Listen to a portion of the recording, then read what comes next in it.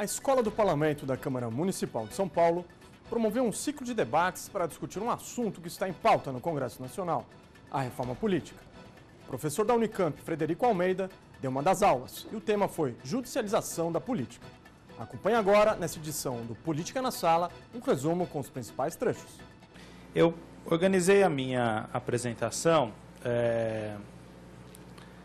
buscando tratar de um aspecto da judicialização da política que,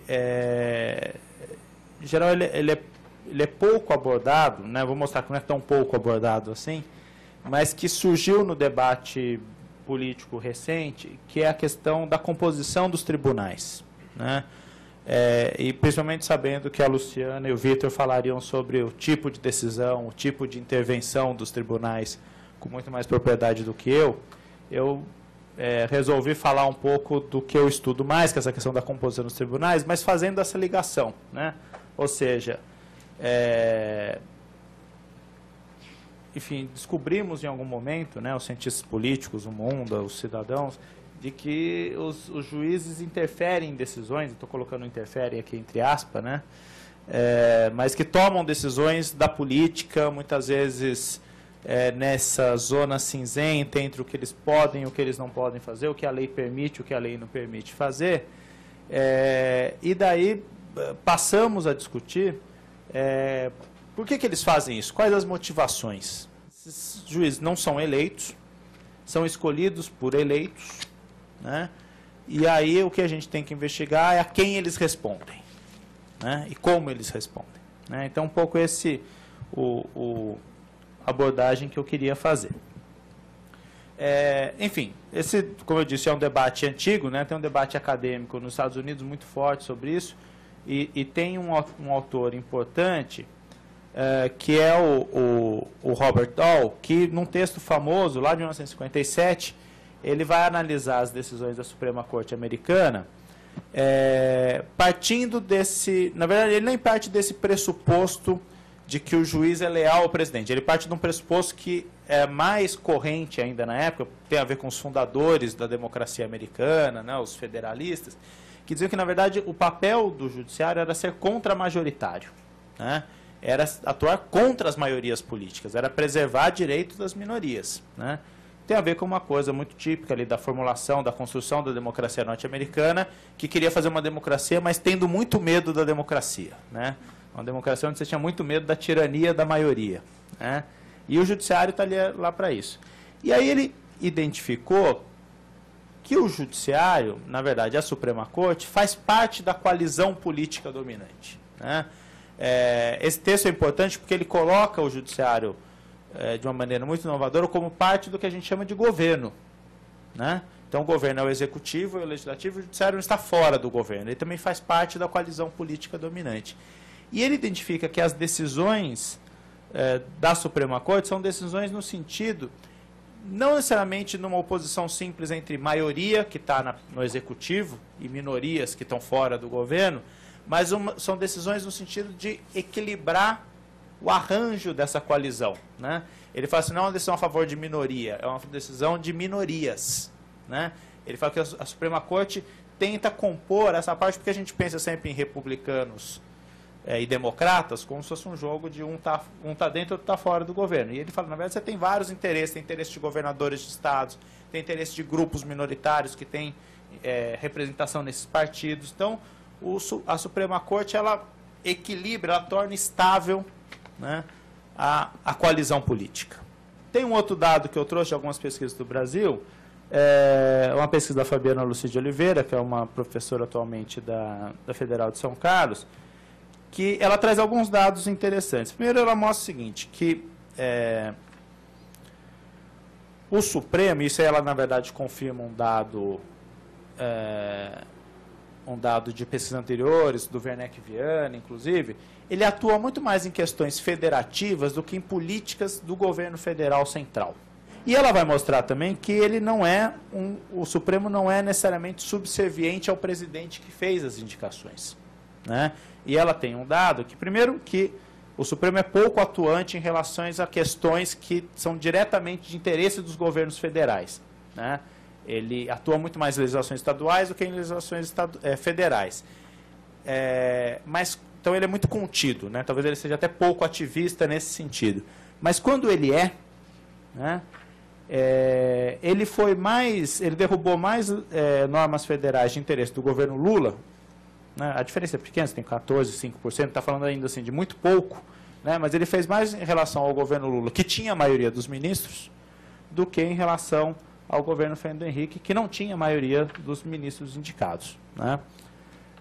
Então, para a gente ver que essa questão da lealdade a quem indicou, ela não é tão simples assim, né? Os ministros se atribuem papéis quando estão lá que vão muito além de simplesmente serem representantes do governo que os indicou lá. Até porque eles ficam lá mais tempo que um governo, né? E eles acabam tendo que decidir questões de outros governos que ainda vão vir. E eles precisam prestar contas, isso é um dado interessante que alguns autores demonstram, para a comunidade jurídica. E aí eu trago um outro trabalho, e esse trabalho é interessante, que é o trabalho do Luciano da Roça, que é um trabalho que compara Brasil e Estados Unidos. Essa comparação é interessante, eu vou voltar nela, porque o nosso modelo de Suprema Corte é basicamente uma cópia, pelo menos nos processos de indicação, de seleção de ministros, uma cópia da Suprema Corte norte-americana, né? E aí o que ele percebe?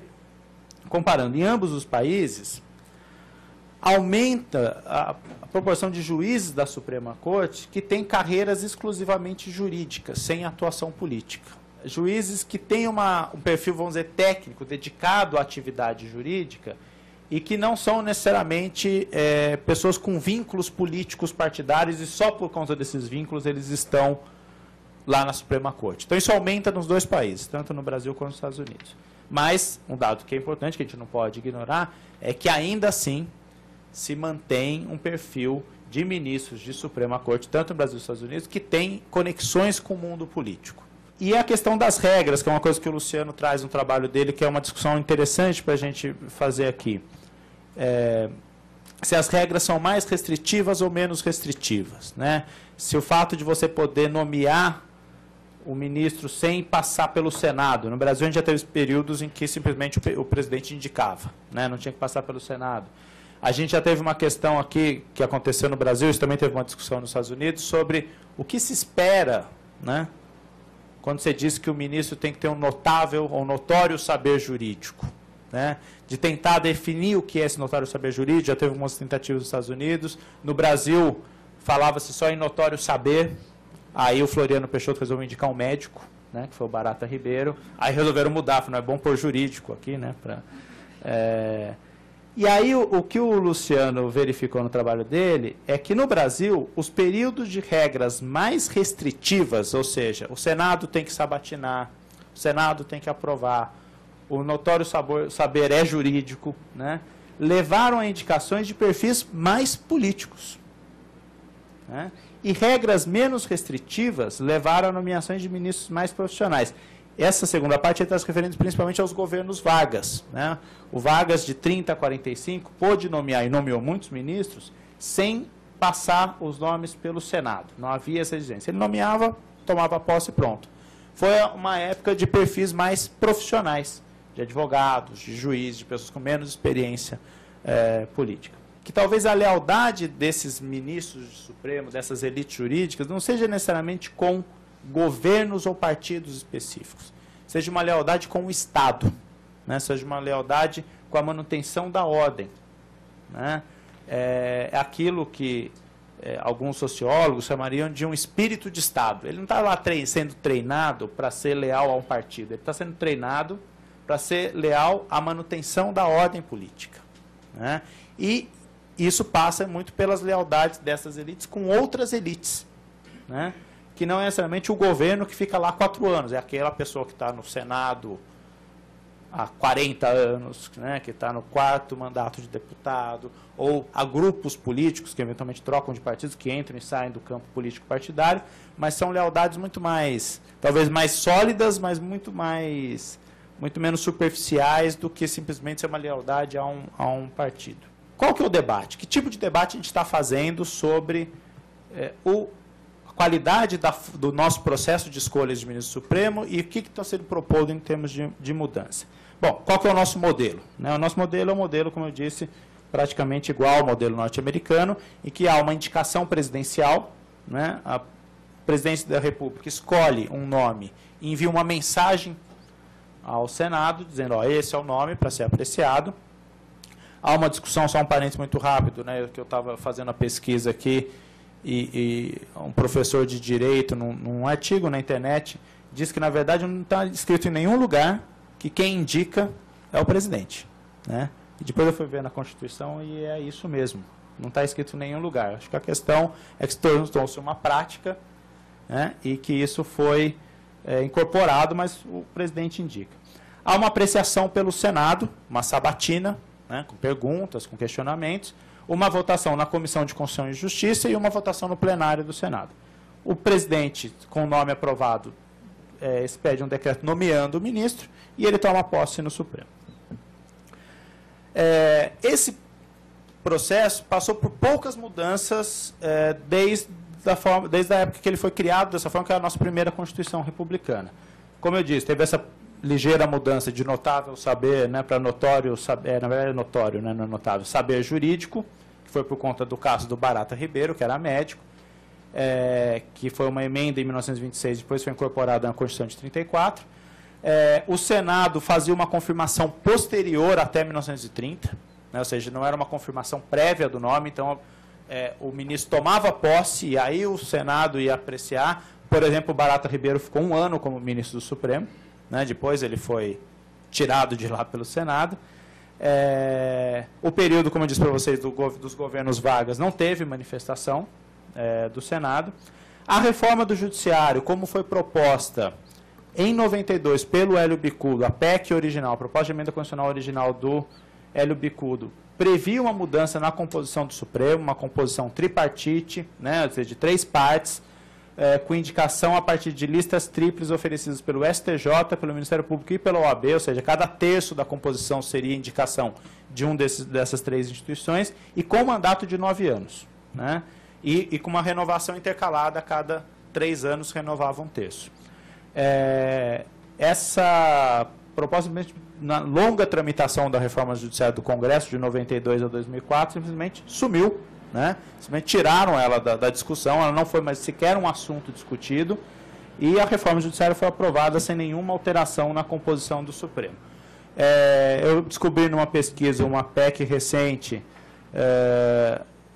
proposta pela deputada Luísa Lundina, a partir de um projeto do professor Fábio Condé Comparato, da Faculdade de Direito da USP, que volta com a ideia de uma composição tripartite, mas com a indicação do CNJ, do Ministério Público e da OAB, e aumenta o número de ministros.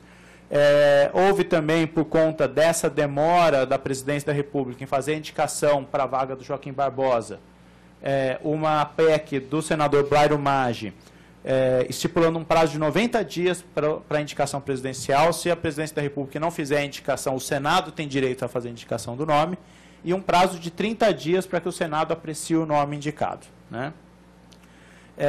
Teve a PEC da Bengala, né, que foi ressuscitada, aí, entre tantas outras coisas que foram tiradas da gaveta e recentemente no Congresso, a PEC da Bengala, que subiu de 70 para 75 anos a idade de aposentadoria compulsória dos ministros. Né? Isso teve um impacto direto na política recente, porque com essa PEC a presidenta Dilma perde o direito de fazer, se não me engano, 5 nomeações que ela poderia fazer no governo dela. O que eu acho que acontece é que você junta, de um lado, um jogo estratégico do campo político, né, pensando nos partidos, que vem no judiciário uma forma de continuar a disputa política. Né? Então, mudando a frase lá do Clausewitz, né, a judicialização é a política por outros meios. Eu acho que isso está dado. E, de outro lado, e aí junto um pouco que a gente está discutindo aqui, um pouco o sentido da minha apresentação, você tem um voluntarismo político, né, para usar uma expressão que o Rogério usa no estudo, Rogério Arantes no estudo dele sobre o Ministério Público, mas acho que vale para essa coisa da judicialização, do ativismo, um voluntarismo político institucionalmente construído, ideologicamente construído do judiciário e dos atores do sistema de justiça, de achar que eles têm legitimidade para fazer essa intervenção. Então, esse voluntarismo político que os juristas criaram, isso alimenta e casa muito bem com esse aprendizado estratégico dos políticos de que o judiciário é um lugar para lutar, né?